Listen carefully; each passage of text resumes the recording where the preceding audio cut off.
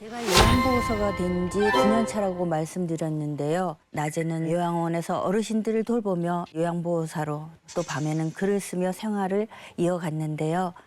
그러던 어느 날 친정엄마에게 조금씩 변화가 오기 시작했습니다. 눈에 띄게 무기력해 보이는가 하면 감정 기복도 심해졌어요.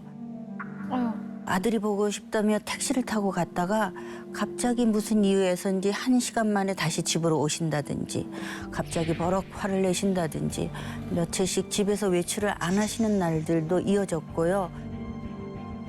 냉장고에는 반찬들이 상해가고 청소도 하지 않아 집은 엉망이 되어갔습니다.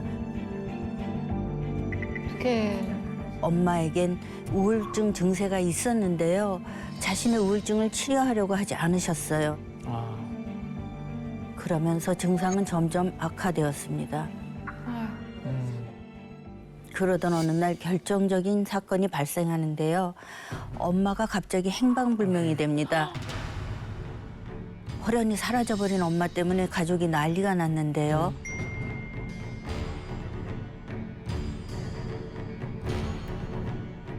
여덟 시간 후 연락이 왔어요.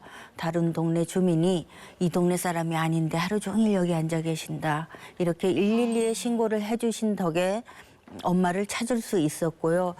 그제야 제대로 된 치매 검사를 받게 됩니다. 처음 이상 징후를 보인 지 2년이 지나서야 치매 판정을 받게 됐습니다.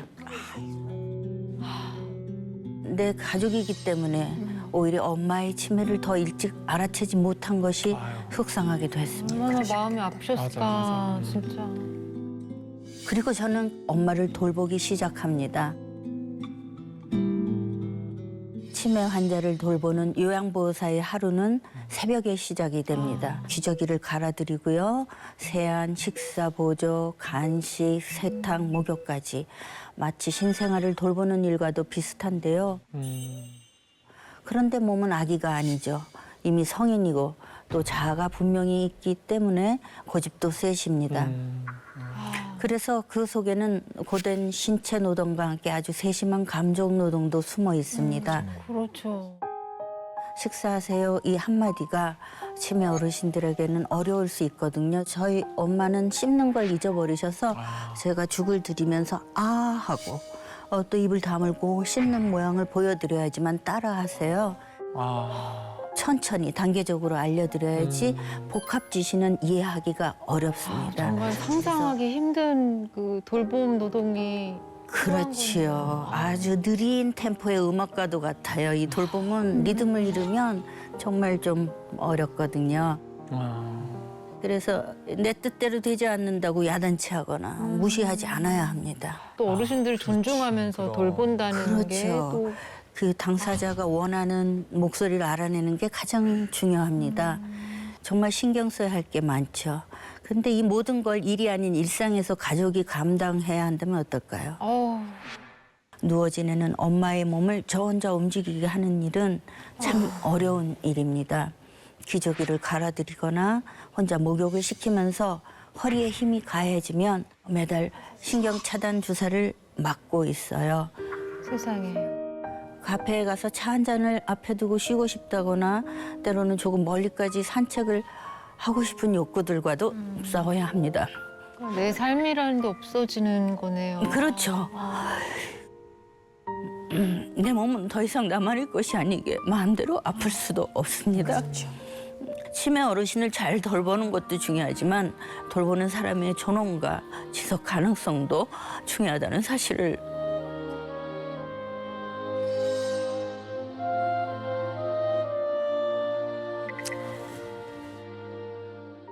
치매는 개인의 병이거나 가족들만의 문제가 아닌 사회가 해결해야 할 과제입니다. 치매는 먼 이야기가 아닙니다. 가족이 돌봄의 최선선에서 쓰러지지 않도록 우리 사회가 함께 준비하고 지지해야 합니다. 사실 맞아요. 이게 실제 통계를 보더라도 치매 환자 수가 정말 무섭게 늘어나고 있다 그래요. 맞아요. 우리나라 치매 환자 수는 매년 증가해서 2022년에 무려 92만 명을 돌파했다고 그러고요. 그리고 이 수치는 점점 증가해서 2050년이면 무려 300만 명을 돌파할 것으로 전망한다고 하니까 어머. 이게 정말 어마어마한 수치라고 볼 수 있죠. 네, 또 이 앞서 이은주 몸소리 텔러께서 말씀해 주신 대로 이 치매 환자의 가족은 금전적, 정신적, 육체적 고통을 동반하는데요.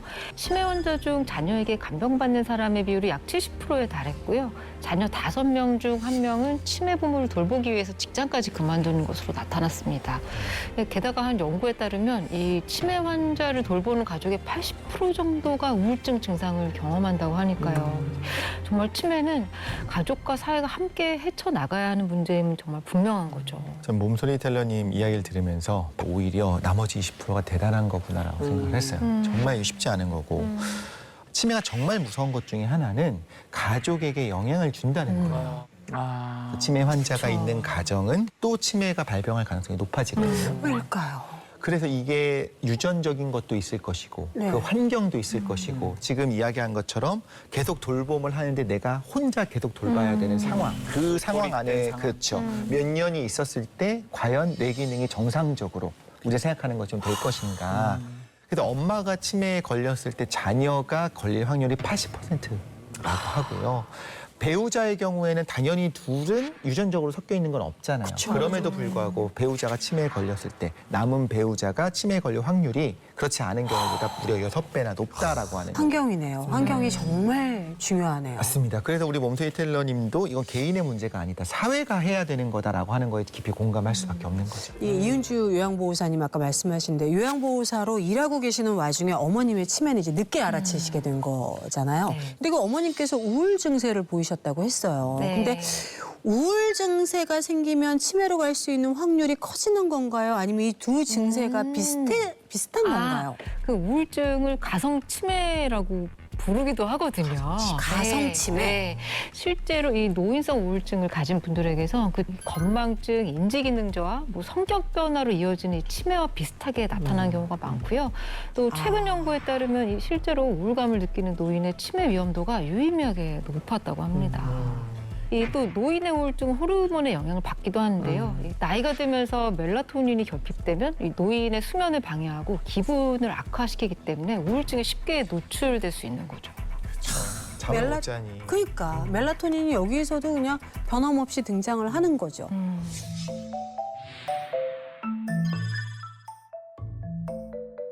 그러면 나이가 점점점 들어갈수록 멜라토닌은 이게 쭉 감소를 하고 네. 우리가 거꾸로 멜라토닌을 쫙 우리가 증가를 시켜주면 치매 예방에 도움이 된다라고 얘기할 수 있는 걸까요? 네, 그래서 연구에 따르면 멜라토닌이 뇌세포의 씨앗이라고 불리는 신경 전구 세포의 생존을 촉진을 시켜준다 사실도 밝혀졌는데요. 오.